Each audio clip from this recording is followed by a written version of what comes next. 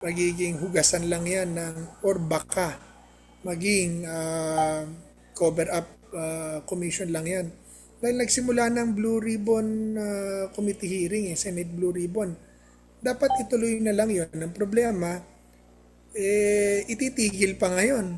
So, baka lalong magalit mga tao niyan dahil bibigay mo sa ICI na hindi naman natin nalalaman ng kanilang gusto marinig ng tao dahil naririnig na nila naman sa Senate Blue Ribbon Committee Tapos ngayon biglang papasok ka na secret, confidential lang iyong hearing tapos parang ikaw ang pagkakatiwalaan ng mga taong pinagbibintangan. So, very problematic talaga ang ICI. Parang lumalabas base sa obserbasyon ninyo kasi kanina may sinabi si Vice President Sara Duterte na may observation siya na since ang ICI, ang Independent Commission for Infrastructure na binuo mismo at pinopondohan, sinusuportahan ng Office of the President, nagpapasahod, lahat-lahat, parang sabi ni Vice President Sara, mahirap na matukoy ang pinakaulo, ang pinakapuno hanggang sa opisina o tanggapan ng Pangulo dahil sila mismo ang gumawa ng komisyon na ito. So tama ba? Do you agree with Vice President Sara na malabo, mahirap matukoy ang tanggapan ng Pangulo? Tama, exactly, Paul, tama po yan. In fact, sinabi rin ni General Magalong yan nung umalis siya sa ICI, di ba? Sinabi niya na wala, parang kinokontrol kami. So, maganda yung idea na independent, maganda yung pangalan, pero it is not dependent, it is actually very dependent sa office of the President. So, yan po ang problema natin sa ICI na yan. Kaya nga sabi ko, huwag na natin pansinin yan, umalis na lang, isara na nga yan kako dahil magiging hugasan lang yan or baka maging cover up commission lang yan. Dahil nagsimula ng Blue Ribbon Committee hearing, Senate Blue Ribbon. Dapat ituloy na lang yon. Ang problema, ititigil pa ngayon.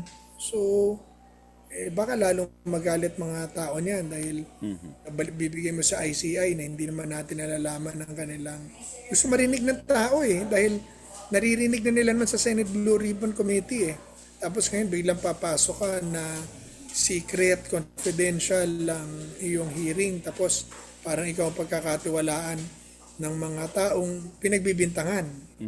So, very problematic talaga ang ICI. Oo, baka pwedeng kumbaga manggaling na lang po sa inyo na manawagan kayo since kayo din ay nagko-question doon sa kredibilidad ng komisyon. Panahon na ba para hindi yung pagbuwag kundi sila mismo magsibabaan sa komisyon na yan to save their credibility as individual na magaganda ang reputasyon dito sa gobyerno ho natin instead na magamit ng sino man? Tama, Paul, sinabi ko na ho kanina yan I think I even posted about it na I think they should just resign kasi sayang lang yung kredibilidad ng mga taong inappoint dyan Si Justice Reyes is respected, magaganda naman ang track record nila Secretary Singson tsaka ng isang commissioner. Pero it's just the agency, it's not them, it's the agency that's problematic. They will not be able to deliver what the people are expecting, not because they don't have the ability, but the office that was created was deemed to fail the people. Baka mangyari lang nito, i-drag lang yung kaso sa 2028 at as much as possible, ilihis sa presidente at ilihis kay Speaker Martin. Tapos, humaba ang investigasyon para wala na, tapos na. Bago pa matapos ang investigasyon, nakaalis na sila sa pwesto. So, walang mangyayari. Paano tayo for the next 3 years or less than 3 years na nga lang dahil if you were listening to the budget hearing yesterday, after all this mess that had happened, commissions from congressmen ang pinag-uusapan, yung budget pala ng DPWH, kung minungkahi pa ni Secretary ni Congressman Leviste na alisin yung 25% that represents the commissions that congressmen are asking from DPWH. Tapos nag-iisa lang siya nagsabi yung 25% from on the top across the board para wala ng komisyon. I mean, pagkatapos pag-usapan nitong ganitong kalaking flood control, hindi pa rin pala nila inaalis yung pera na kinukomisyonan. So, saan tayo pupuntahan? Parang alala parang, alam mo, pinag-iisipan nga, yung sa ibang bansa, meron lang allegations of ng mukha, pakapala ng mukha, nagrarally ng mga tao, araw-araw ka nang iniya sa media at sa social media. Wala silang pake, talagang patigasan So, Chair. yun po ang problema natin. Chair, sa akin na lang, last na lang, no. Yung term na na cowardice, no, sabi nila, ito ba yung tinatawag sa kasalukuyan natin ngayon na sabi ito na nagsilantaran na yung mga malalaking problema ng korupsyon dito sa ating bansa, hindi na lang bilyon kasi trilyon na ang pinag-uusapan, taxes, buwis ng taong bayan yan, pero lumalabas na parating binabalikan ang mga nakaraang administrasyon na ngayon naman nakasalukuyan lumabas itong mga klase ng mga problema. Kung may gusto daw sila na papanagutin ang dating administrasyon, pwede nilang papanagutin yon, pero hindi yung tatakasan, yung ganitong katiwalian na nangyari sa kasalukuyan. Opo, tama yan, Paul. Gaya kanina, biglang si Senator Bongo nang pinaiimbestigahan. Grabe ang talon. Ang dami-daming pinagbabanggit na pangalan sa Senate Blue Ribbon Committee. Bakit napunta kay Senator Bongo sa Farmally or sa CLTG? Hindi naman silang binabanggit ng mga witnesses. So, ano ibig sabihin? Ang pinag-uusapan ngayon, flood control. Ang flood control scandal nangyari nung panahon na nila, nitong 2023, 24, 25. Bakit tayo babalik sa 2016 to 2022? Walang flood control scandal doon. Tapos ibabalik mo ron sa Farmally. Nakasuhan ng Farmally May nakulong na nga yung head ng PSDA, BDBM. Naimbestigahan, nakulong na nga, nahuli na nga Tapos yun pang babalikan. Tapos yung, I was listening to the statements of Senator Bongo kanina. CLTG, paulit-ulit na issue na yan. So ang point natin, okay naman sa atin na imbestigahan Imbestigahan nyo na lahat. Okay, imbestigahan nyo na si Bong. Ang isusunod nila dyan, si Sara. Tapos isusunod si PRD. Flood control to, paano tumalon? Paano tumalon yung usapan doon sa nakaraang administrasyon? Wala namang flood control scam nung nakaraang administrasyon. Pero ginawa na rin nila yan. O sige, tuluyan nyo na, imbestigahan na natin. Pero ang hiling ko lang, imbestigahan natin lahat. Pag inimbestigahan nyo si Bong, si Sara, si PRD, lahat imbestigahan nyo na. Pati kayo, magpa-imbestigahan kayo. Imbestigahan nyo na rin ang pondo ni Bongbong, ni President Bongbong, ni Martin, lahat. Mag-imbestiga, pa-imbestiga tayo lahat. At kung sino man ang tamaan ng investigasyon at guilty, hindi mag-resign. Yun, mas maganda po kung gano'n ang gagawin nila. Walang pilian. Sabay-sabay, doon tayo sa Senate Blue Ribbon Committee magpa-imbestiga para naririnig ng lahat at nakikita ng lahat. Sabay-sabayin nyo na para lahatan talaga. Chairman, sa tingin niyo po, saan po yung mas independent or magiging patas yung turf? Ang Senate Blue Ribbon ba o itong ICI? At nakikita niyo po ba na may kaugnayan ang lahat ng mga pangyayari? Like, doon sa pansamantala ba o pansamantagal na pagtigil sa investigasyon ng Senate Blue Ribbon, tapos pinauubaya dito sa ICI na hindi naman isinasa publiko, nila live stream, hindi natin alam kung ano mga ganap doon. Tapos, eto ng paghakbang ng ombudsman ngayon na unti-unti hindi na unti-unti, panay ang mga sinasabi na ay ang direksyon doon sa nakalipas na administrasyon, which is nabanggit nyo din po kanina yung issue doon kay Senador Bongo, doon sa Farmally, at sa confidential fund, sa SALN. Magkakaugnay po ba yan sila at sino yung mas independent, kumbaga, Chairman? Ang mas independent dyan talaga is the Senate Blue Ribbon Committee. Dahil, number one, kanya-kanyang utak yung mga senador eh. Tapos nakita mo, basta yung Blue Ribbon Committee na headed ni Senator Marcoleta, okay yan, mapagkakatiwalaan natin yan. Pero yung headed by someone else, so iba ni Senator Ping Lacson, nakita natin na biglang nag-iba ng direksyon.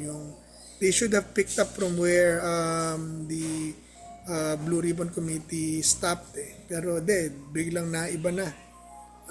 Meron ng mga pangalan na ibang binabanggit, samantalang hindi pa tinatawag yung mga nabanggit nung bago kunin kay Senator Marcoleta yung chairmanship. So, pag binalik natin kay Senator Marcoleta yung Blue Ribbon Committee na yun, Michael Aguinaldo is represented by... Dahil nakita natin, doon no holds barred talagang pangalanan mo lahat. Number two, yung ginagawa nila na shifting the blame is really a strategy ng mga administrasyon na is precisely what they're doing today. Kaya nga sinabi, abangan nyo in the following days, kay Sara na yan, tapos kay Digong na yan, mamaya si Bato na rin yan, mamaya lahat na yan, puro na dahil kita mo, pinatatahimik ngayon ang mga witnesses, tinitigil ang investigasyon, tapos nagtatakipan na sila. Tapos ngayon, pati ombudsman, pinakailaman pa nila.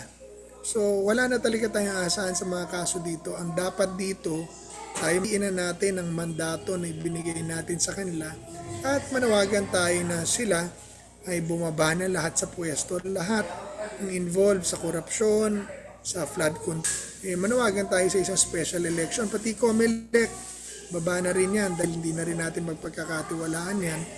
And then as a Filipino, let's decide na let's start writing a new constitution, give it a year, tapos saka tayo mag-hold ng special election dahil kung wala na talagang mangyayari sa atin, kawawa tayo, baka by 2028 ubos na ang pera ng bayan, baka bangkoroto ng Pilipinas at baon ng Pilipinas sa utang, wala na lalo trabaho, kalat na naman ng krimen at droga lalo.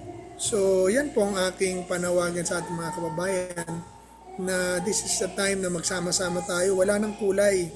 Pwede ka ng dilaw, puti, pink, pula, green, whatever your color is or part is. Isang tabi na muna natin yan. Magsama-sama tayo bilang Pilipino, isang dugo at manalangin at magpakumbaba sa Panginoon Diyos at sa isa't isa. Tapos manawagan sa ating sa pamahalaan at sa mga opisyal na bumaba na sa kanilang pwesto dahil wala na naman tayong tiwala sa kanila. Opo, Chairman, inline po sa iyong mga nabanggit kanina na pag-step up ng taong bayan. Nadagdagan po ngayon yung mga bansa na napalitan yung kanilang mga leader kasunod nga po ng malawakang kilos protesta na pinapangunahan ng mga kabataan, di ba? Nung una, yung sa Bangladesh, dahil din sa issue ng korupsyon, maraming mga pangangailangan, mahal na presyo ng bilihin, trabaho, pati rin doon sa Nepal, mga kabataan din yung nanguna doon, paglaban pa rin sa corruption, nepotism at kakulangan ng serbisyo publiko. At ang pinaka-latest ngayon ay itong dyan sa Madagascar kung saan after niyang ma-impeach ay talagang nagkaroon pa ng kudita man at matapos na panigan nga ng militar ang side po ng mga nagrarally, nagpoprotesta nga po laban dito sa kanilang leadership, no, dahil nga doon sa mga nabanggit na parang may pagkakahalintulad dito. Pero ang kaibahan lang, dito masyado nang mahaba yung panahon na nagrereklamo yung taong bayan sa mga issues, no? Every survey na lang, mataas na presyo ng bilihin, korupsyon, kriminalidad, illegal na droga. Pero sa kanila, mga ano lang, mga weeks lang. Tayo, umabot na tayo ng mga ilang taon po. Pero nakikita nyo po ba, hindi po ba malabo na mangyari din ang nangyari doon sa mga nabanggit din natin ng mga bansa dito, or merong pagkakaiba po sa mga Pilipino compare natin doon sa mga nakalipas? Ay dagdag ko lang din pero din nagpalit na rin sila ng presidente din doon, Ginong Greco. Tama yan. Thank you for reminding me that. We can really see in history and the continent everywhere in the world na marami ng bayan ang gumawa nito. In fact, nauna tayo dyan in 1986. Pero after us, ang dami na yan. Mga sinabi mo, Chile, Peru, Madagascar, pati mga European countries, Romania. Nangyari na po yan, Indonesia, Malaysia. Mga peaceful rallies dahil reklamo sa korupsyon, pang-abuso ng gobyerno sa kapangyarihan. Nagsama-sama yung mga tao, South Korea, para pababain at i-hold accountable yung presidente, vice president. Meron pa buong gobyerno talagang pinababa nila. Now we can see in history and all over the world at tuwing ang korupsyon ang nagiging kalakaran ng pamahalaan, talagang tumatayo ang taong bayan para tubusin ang kanilang bayan at palitan ang kanilang pamahalaan. Pangalawa, mababasa rin natin sa banal na kasulatan yan na ang tao daw, sabi ng Panginoon Diyos, ay may tungkulin na sabihin ang katotohanan dahil ang pagtahimik daw sa gitna ng kasamaan ay pakikisama o pakikiisa sa kasamaan. Secondly, sinabi rin po ng guidance sa atin ng banal na kasulatan na pag ang sinasabi ng tao ay hindi na yun ang sinasabi ng Diyos, ang dapat daw sundin ng tao ay yung sinasabi ng Diyos. So sa panahong ito, yan po ang ating dapat gawin. Medyo patiisin lang talaga masyado ang Pilipino. Pero yan po ang kailangan nating ipaniwagan at ipaliwanag sa ating mga kababayan na kailangan nating magsama-sama at tumayo at kumilos muli gaya ng ginawa natin noong 1986, 1991, 1986, 2001, and I think 2000, yung kay ERAP at kay GMA, kailangan nating gawin ulit dahil kung galit tayo rin sa 10 billion na police scandal, manliliit po yun sa